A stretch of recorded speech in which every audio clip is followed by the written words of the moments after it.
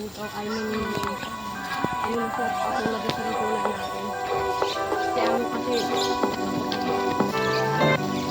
Ay, maputi sa amo mo? Hindi ko na. Kala ko parang kayo mong din siya.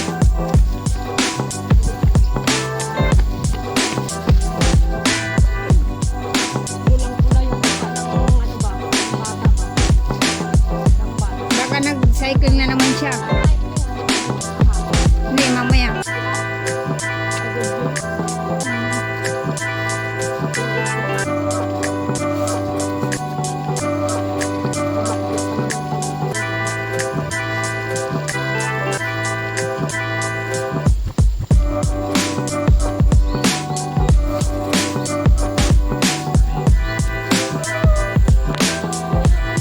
Ba't ang aga na pugak umuwi? Ha? Ang aga na pugak umuwi.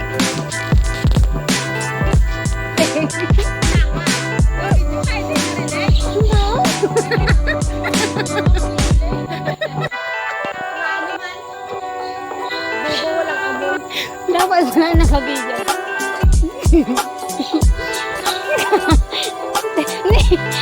Ano nangyari dito? Baka may nakikita siya. Pangit ng ano mo, ng buhok na tuktok mo sa buhok mo sa tuktok ba? Bakit? Akin na ba? Yung isa mong ano, picturean mo. Bakit? Akin na, papakita ko kasi yung magtatanong ka ng bakit ako. Sabihin mo na anong meron. Puta. Uma na. Oo, magkukulay na ako. Pantay. Magkulay na ako mamaya. Tok-tok. Kukulayan ko na lang. Noy. Dito siya, oh. Kasyang-kasya para yan sa ano? Sa sapato natin na yan. Baka nasa ano yun,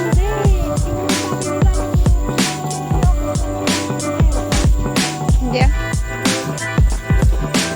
Sa kulay ko. Kasi lagi ko nagkukulay.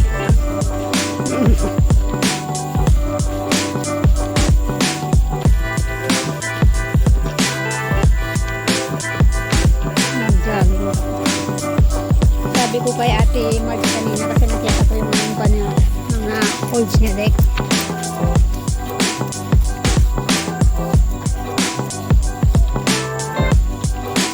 Nasabutan para sa kubak.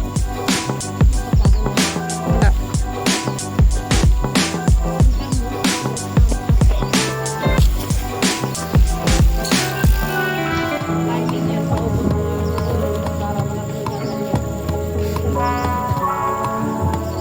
Doon kasi siya sumasaktan.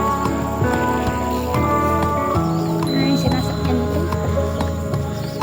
Ah, yung dati dyan daw. Yan o, yung ano na yan. Yan, yung tower na yan. Dyan. Dyan ako bumababa. Pag pumunta ko sa kanya. Dyan, sakto dyan. Tapos yung parang sa, di ba sa Windsor nyo dati? Kanto, ganun. Sa gilid. Kailan kaya tayo ano magkakapinti-pinti?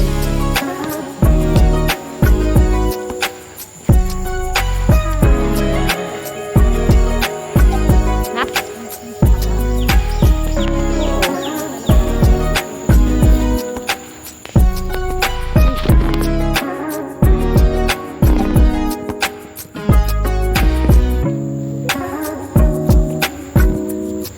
Pag-imarte. Tingnan ko nga yung doon sa Royal Sporting House. Yan lang ang nag-iisang Royal Sporting House na hindi nagsasara pa, no? Ba't kaya nagsara na yung mga ganyan?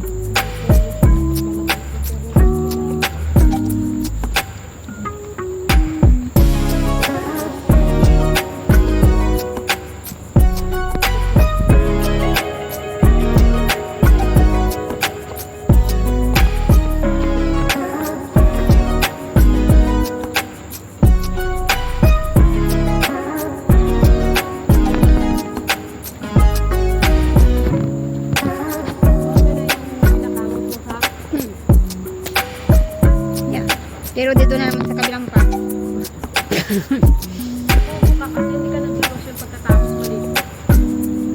Pinalitan ko nga yung lotion ko. Di ba, bumili ako ng Vaseline. Pumunta ako sa market kahapon. Ay, kahapon. Ay, hindi, nung Thursday.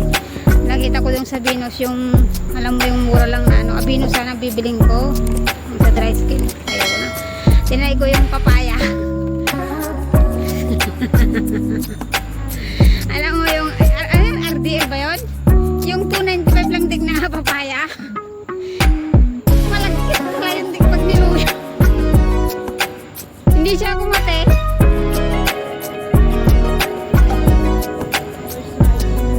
Sabi no?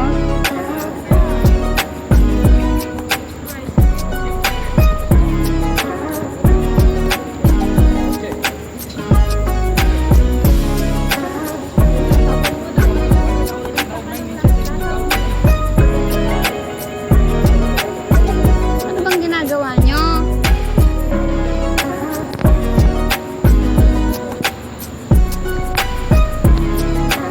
Ay, sexy. Sexy. What are you doing, sexy?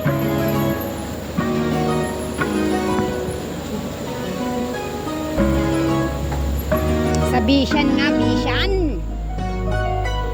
Sabi ni Tinang, bili ka kasi ng e-bike na lang. Piyukpok ko yung ulo mo.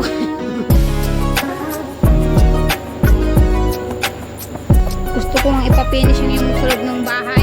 Ayoko yung wrap. Mas maganda lang pag finishing. Tapos, sabi daw ni Jet, hindi yung lalagyan ng semento kasi tinatanong ko magkano kasi sa semento. Sabi niya, hindi na kailangan daw semento. Ano sabi niya? Mansanil. Ewan ko ano. Ano? Maray ko dyan, buisit. Tinuturo na pap.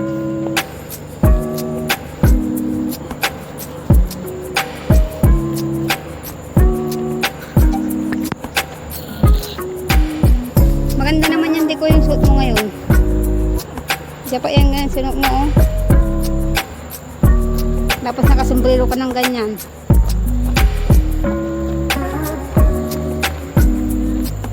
Astig yung takbo ah. Kasi adik pag sexy.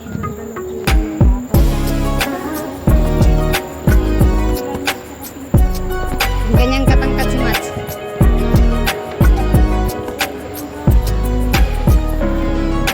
Pugi ba yung hindi ko na pupulian mo?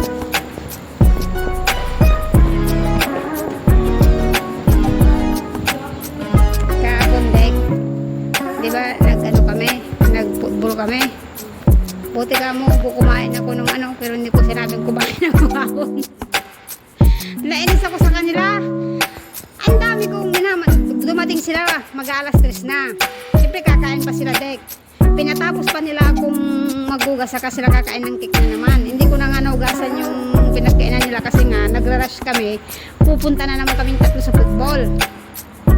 Kaya doon ako nainis. Sasabi ng babae, akala niya hindi ako kumakain. Hindi ako nagsabi. Sabi niya, susunod pag lit na kaming ano, kumain ka na lang una. Sabi niya sa akin. Sabi ko sa isip ko. Tapos sabi ko, hindi ako mimik. Tapos, hinaano niya kasi na parang naiinis na ako. Kasi ako din, kasi sunod-sunod. Nililigpit ko pa yung ano, kung ano-anong ginagawa nila sa kusina. Nandun silang dalawa, ang sikip-sikip ng anong kusina. Nandun pa sila. Alam nilang naglilipot ako ng pinagkainan nila. Dumating na naman yung Good Mart na in-order niya. Sino hindi doon maiinis? Diba? Ang dami-dami kong patay yung mga plato nila. Na pinagkainan nila, kailangan ko pang iligpit lahat doon sa ano. Tapos dumating yung Red Mart, magugas pa ako ng ano. Ilalagay ko kasi yung mga tapos tinanong niya, tapos sabi niya if you don't mind, if you ano sabi niya, lagi niyang sinasabi sukain niya, parang ganyan yung ano niya, ikaw ay pwedeng samahan mo sila sa, dalhin mo na naman sila sa football, sabi niya. Sabi ko siya, di mo sabihin, alam ko yan. Sabi ko okay. Tapos doon na sinagsabi na natusunod niya kasi nga para daw hindi, kasi parang napansin yata niya na naiinis na ako. Tapos nagbanggit siya ng para hindi daw ano, parang galit.